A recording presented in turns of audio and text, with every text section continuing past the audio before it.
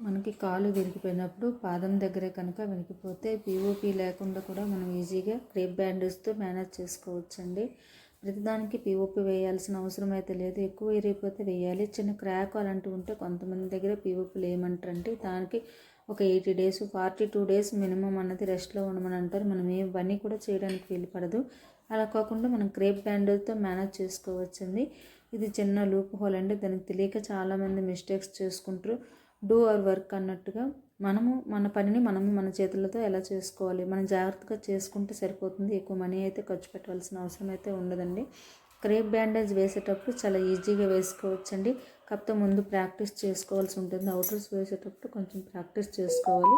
దీన్ని ఫస్ట్ చూడండి రివర్స్లో పెట్టాము. రివర్స్లో ఏంటి ఇలా పెట్టారని అనుకోగలరు. రివర్స్లోనే వేసుకోవాలండి. వేసిన తర్వాత ఫస్ట్ 2-3 లేయర్స్ చూడండి దెబ్బ తగిలిన చోట వేసాను. తర్వాత యాంకిల్ జాయింట్కి సపోర్ట్ చేస్తూ వేస్తున్నాము చూడండి.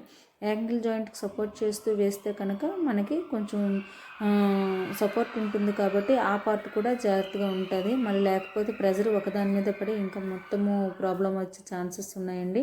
అందువల్ల చాలా జాగ్రత్తగా వేయాలి. నెక్స్ట్ మనం మేనేజ్ చేసుకోవడంలోనే ఉంటుంది. అక్కడ 2-3 times మనం లేయర్స్లోనే జాగ్రత్తగా వేసుకుంటూ వెళ్ళాలి. వెళ్ళేటప్పుడు చిన్న చిన్న ముడతలు కూడా లేకుండా చూసుకోవాలి. చిన్న ముడతలు కూడా ఉంటే కూడా అక్కడ చాలా ఇబ్బంది వస్తుంది.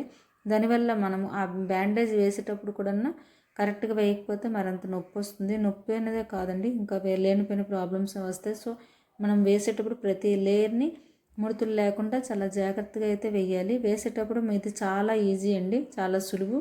మన దెబ్బను మనం ఈజీగా తగ్గించుకోవడానికి ఒక అవకాశం ఉంటుందండి. ప్రతి లేయర్లో కూడా ముడతలు వస్తున్నాయా లేదా, ఫోల్డింగ్స్ వస్తున్నాయా లేదన్నది మేము చెక్ చేసుకోవాలండి. తర్వాత మనము జాగ్రత్తగా ఆ దెబ్బ తగిలిన చోట మళ్ళీ 2-3 లేయర్స్ తిప్పాలి. అంతకుముందు చూడండి ఫిగర్ ఆఫ్ 8 వేసారు కదా, అయితే 8 తిప్పినట్టుగా అలా మళ్ళీ వేయాల్సిన అవసరం అయితే ఉండదు.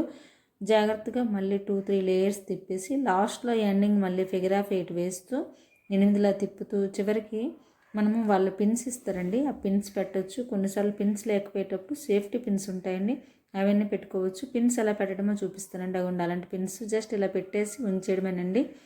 అది మనం పని అయిపోయిన తర్వాత జాగ్రత్తగా ఐరన్ చేసుకొని ఉంచుకున్నా సరిపోతుంది. అలాంటప్పుడు ఈ పిన్స్ పని చేయకపోతే మనం కనుక సేఫ్టీ పిన్స్ కానీ అదే పిన్నిస్లు కానీ పెట్టేయచ్చండి. ఈ బ్యాండేజ్ రీయూజ్ కూడా చేసుకోవచ్చండి. జాగ్రత్తగా వాడుకోండి.